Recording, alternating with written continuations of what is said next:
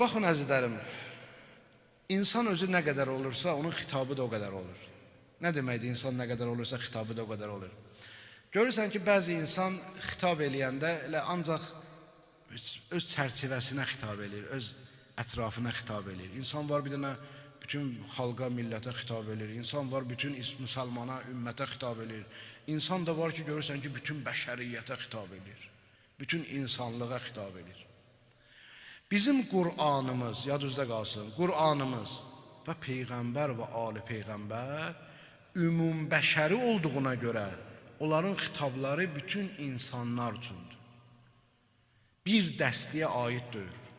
Məsələn, mən sizə nümunə çəkim.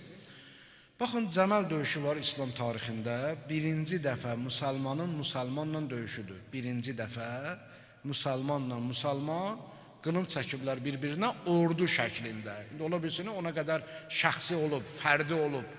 Kiminsə kimdən xoşu gəlməyib, qılınc çəkib filan, ondan